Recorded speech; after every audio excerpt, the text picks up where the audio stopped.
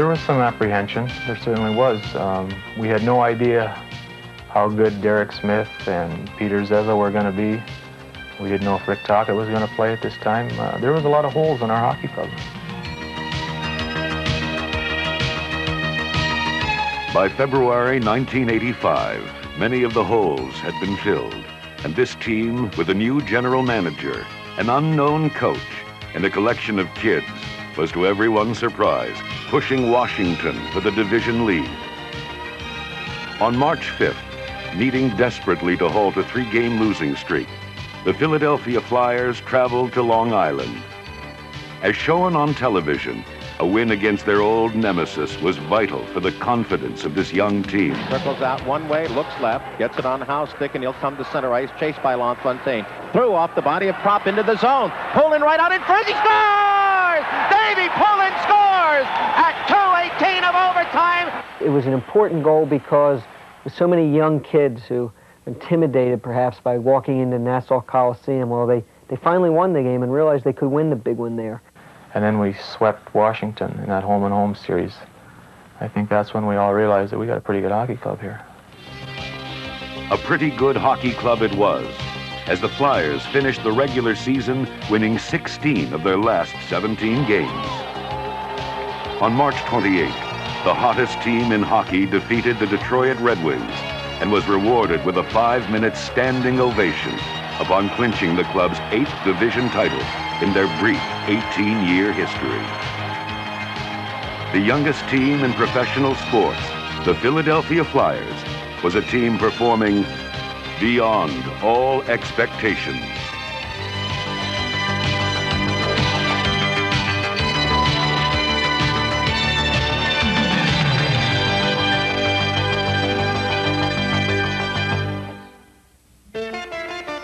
New coach Mike Keenan took a team with 10 players under the age of 22 and won more games and scored more points than any team in the National Hockey League. In front of the best goaltender in hockey, Pelle Lindbergh, Keenan and the Flyers showered the Spectrum with a new club record for victories on their way to the Patrick Division title. Despite their remarkable accomplishments during the regular season, the bitter taste of recent playoff failures was rekindled by the press. The Rangers, the previous year's spoilers, were the first opponent. The Flyer faithful were anything but skeptics. Let's go, Flyers! Tonight is revenge. Tonight is revenge. Get out the broom. We're going to sweep. Oh, Flyers, of course. Can't get a ticket to this one.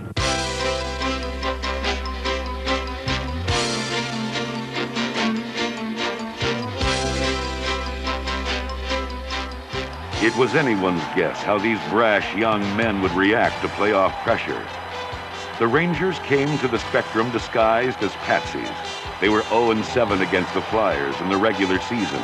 But from the drop of the puck, the playoff Rangers appeared.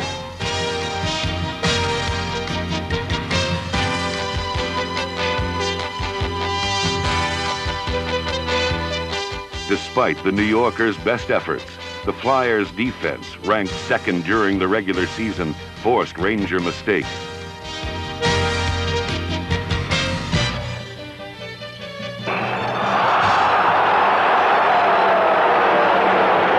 Hit somebody! Continuing the proud heritage of the Sutter name in the NHL, Ron made a very big play.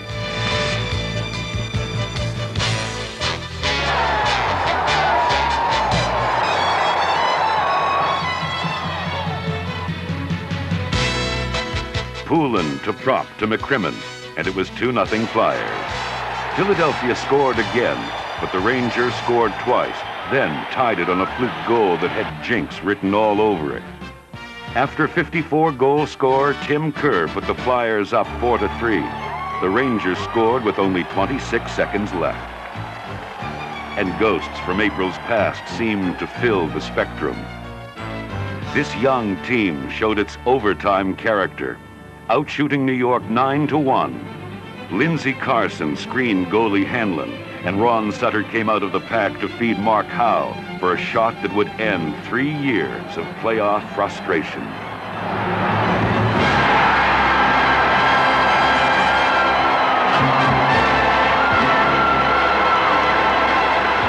And the Flyers suddenly had a new theme song.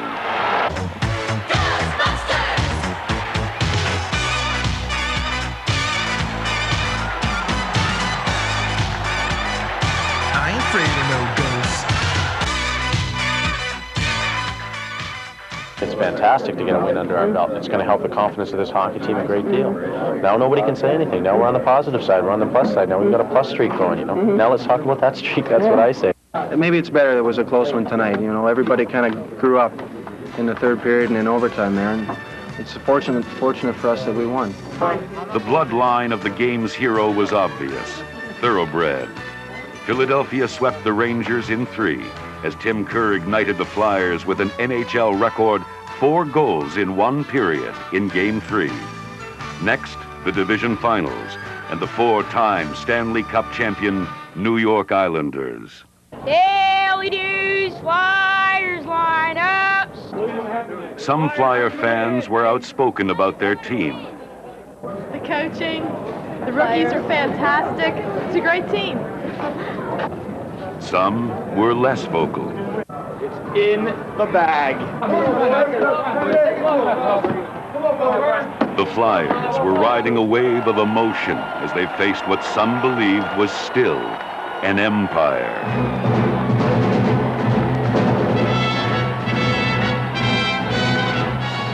Darth Vader was there. But the Flyers had the Force. Will the Empire strike out or will it strike back? Rick Tocchet seemed unimpressed by the presence of his boyhood idols. 19-year-old Peter Zezel proved he could play with the big boys, smothering Brent Sutter time after time.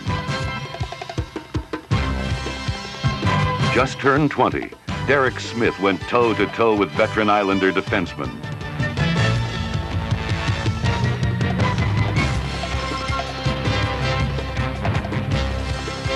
All-star Mark Howe had Pat LaFontaine swimming on ice.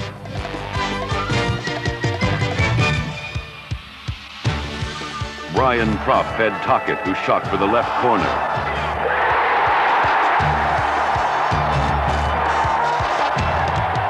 It was Rick's first playoff goal ever. Defensive rock of Gibraltar, Brad Marsh, frisked Mike Bossy, turning him inside out and empty. Lindbergh was looking as lonely as the Maytag repairman behind near-perfect defensive play. Philadelphia's number 10 defenseman Brad McCrimmon led the Flyers during the regular season with a plus 52 rating. It was still a close game when Propp's breakaway gave Tim Kerr a good chance from close in.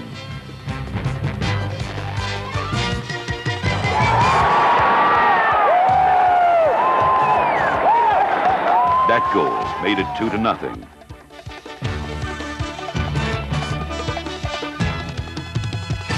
The Islanders tried to make their point a different way, but the Flyers weren't buying.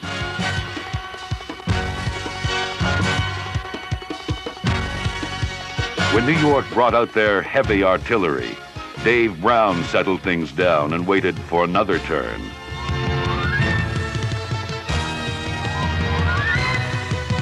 The physical game continued until someone very big and very strong told New York's Paul Boutelier to behave.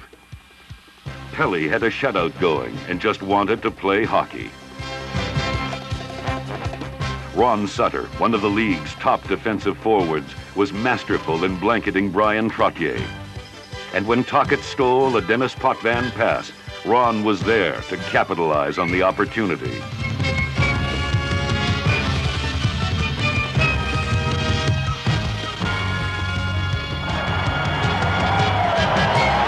It was a 3-0 shutout, and Flyer GM Bob Clarke attributed this rebirth to Keith Allen. He and my predecessor, Bob McCammon, They were the two people that were in charge of this operation. When we draft guys like Tocchet and Zezel and Derek Smith, and when we got Timmy Kerr and Brian Propp and all these guys, so certainly they're the major people, particularly Keith, who was responsible for getting this hockey team. Keith, after all, presided over the Flyers and set many of the philosophies that we still live by today. He's taught Bobby Clarke many of those things. After all, it was under Keith Allen that we drafted Bobby Clarke and many of the other players that made the organization great. Split on the island, bringing a 3-1 lead back to the Spectrum. A win this night would give them the series. This game would be a showcase for Flyers MVP Pelle Lindbergh.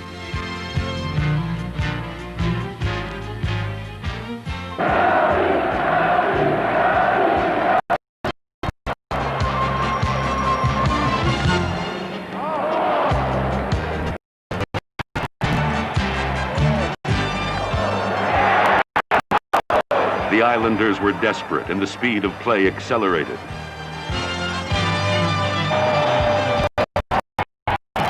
Peter Zezel dropped a pass for Doug Crossman and was tripped by Boudelier over goalie Kelly Rudy, leaving an empty net for Ilves. It was to be the game's only other shutout. And for now, the Empire was dead.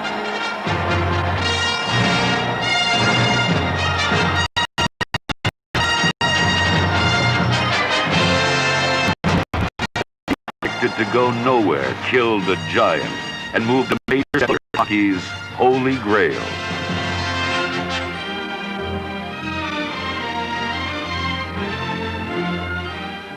That's a tremendous feat for a very young club. When you play a heavyweight, you have to knock them out. There's no decisions. Every time you try to give a reason why, it sounds like you're giving an excuse, and there are no excuses. When you get your opportunities, you got to put them away. Mike never wants us to give up, never. If someone's playing bad, he'll have a good talk with them and say, you know, we got to get you going or whatever, and he'll give us confidence at that, and I think that's what makes a team. The name Mike Keenan had become front-page hockey news. I think he's a great motivator. I think he demands a lot from his players, and I think they show their respect for him by their performance. What he demands, they give him. And I think he's very interested in the players as people. And that comes across to the players, and I think that, again, that's another reason why they like and respect him. The Nordiques shocked the powerful Montreal Canadiens to move up to the Wales Conference Championship Series against the surprising Flyers. Only one of Keenan's kids, Brian Propp, had ever been this far in the playoffs before. Philadelphia won one of the first two games in Quebec and came home for Game 3. The Nordiques, often known for their stylish skating and playmaking, decided to play a different kind of game. 6'1", 200-pound Joe Patterson was asked to fill in for injured top scorer Tim Kerr. He did so, leading the Flyers in scoring against Quebec.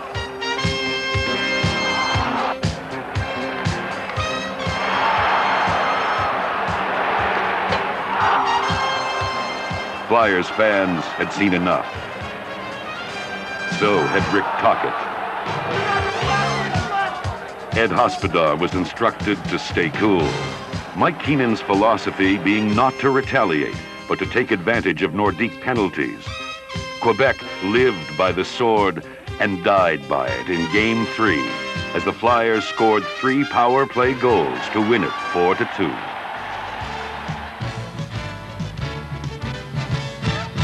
Despite a great effort by number 26, Brian Propp, the defense and Pelle had a rare off night, and Quebec won Game 4, evening the series at 2 games apiece. It was the most disheartening defeat of the season, as Ashby Trophy winner Brad McCrimmon was lost for the remainder of the playoffs with a severely separated shoulder.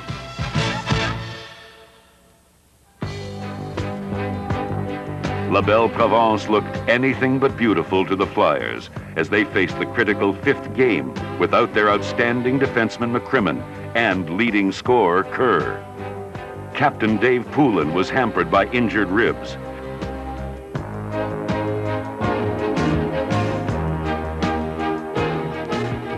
Pelle was magnificent, but the Flyers found themselves 2 men short in the second period.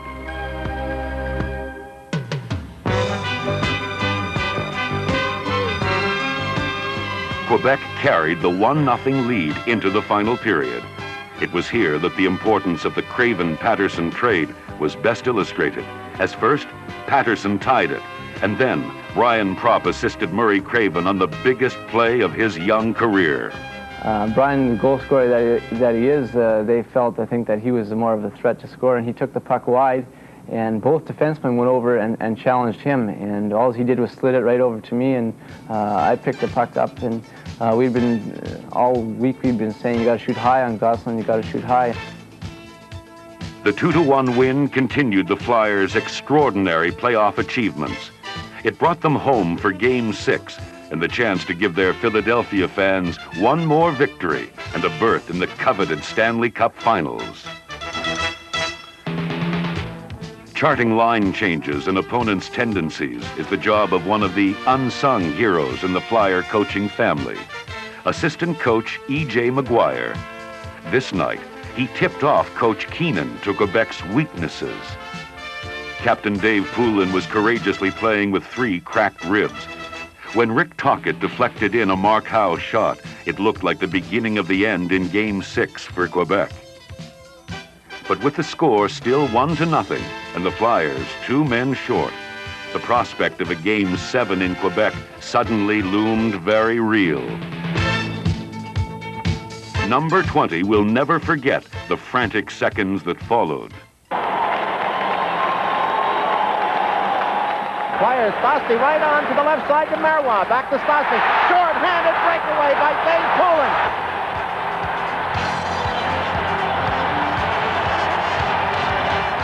He's gone right on in. Shoot! Score!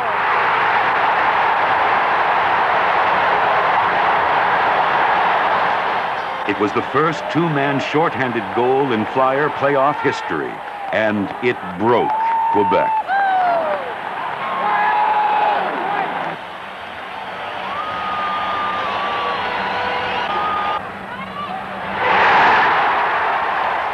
Doug Crossman's power play goal in the final period finished off Lindbergh's 3rd playoff shutout. Philly fans took the time to say goodbye to Quebec as the Flyers advanced to the highest level of NHL competition for the 5th time in the last 12 years. The Prince of Wales trophy rightfully belonged to the Philadelphia Flyers. Pelly hugged injured Brad McCrimmon, who had been voted the team's best defenseman during the season, and who was now lost for the finals. The Flyers had reached the summit of professional hockey, the Stanley Cup Finals.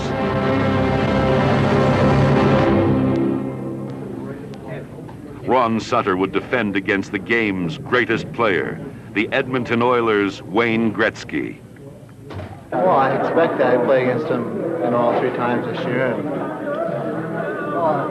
I think when you play against other team's best player, it is a challenge and should bring the best out in you, and I think that does for me, and it makes me play better.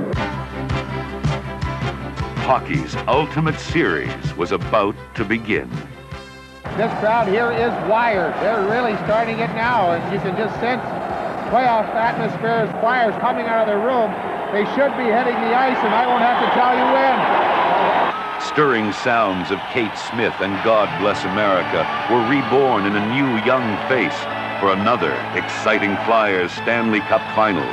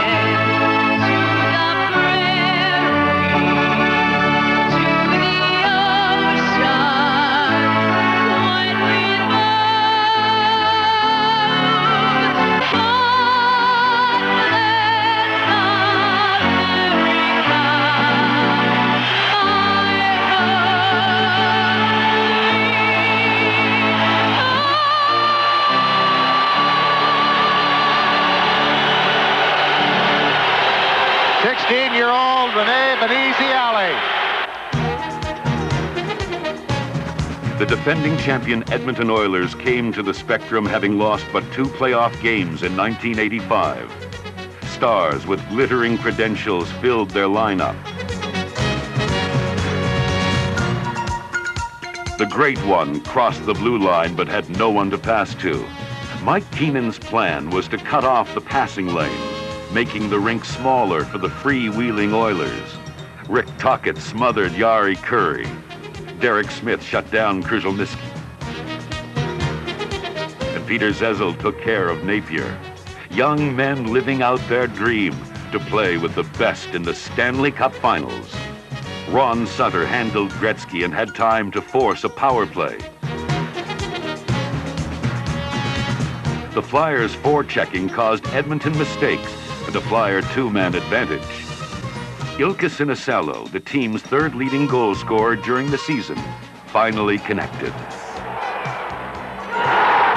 The goal was a jolting reminder to Edmonton that they hadn't beaten the Flyers in their last 8 tries.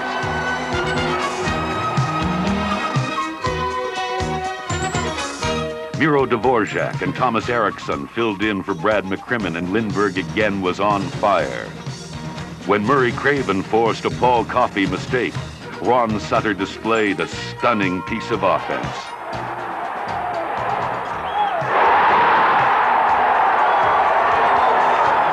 Millions watched on Canadian and American television as a no-name coach and his young prodigies shut down the champions.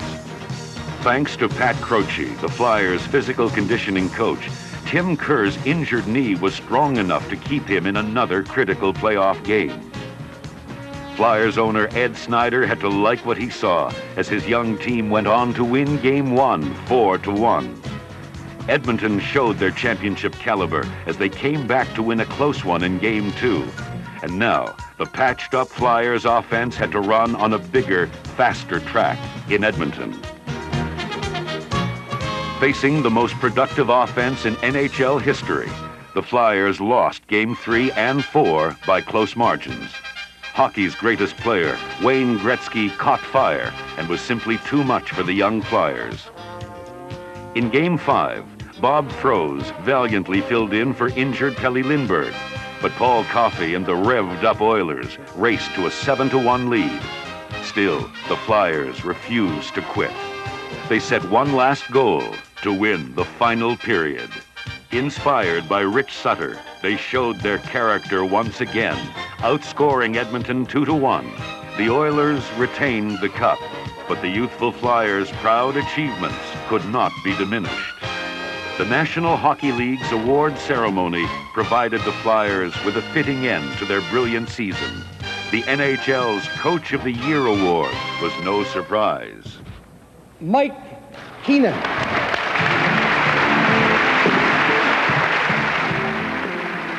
I'd particularly like to thank Bob Clarke for his courage in hiring me and giving me an opportunity to coach the National Hockey League, the organization for their great support, and for our players for a certain level of excellence that they strive for all year. But I'd also like to share this award tonight with our coaching staff, E.J. McGuire, Ted Sater, Pat Croce, and Bernie Perrant. There wasn't a dry eye in the place when Pelle Lindbergh's boyhood idol, Bernie Perrant, presented the Vezina Trophy to the best goaltender. And the winner is Pelle Lindbergh.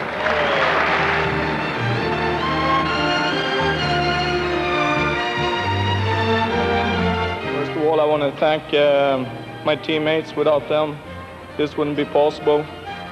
But the man I really want to thank tonight is the guy standing to the left of me, Bernie Perrant. He told me everything I know about to play about hockey in America. Thank you, Bernie.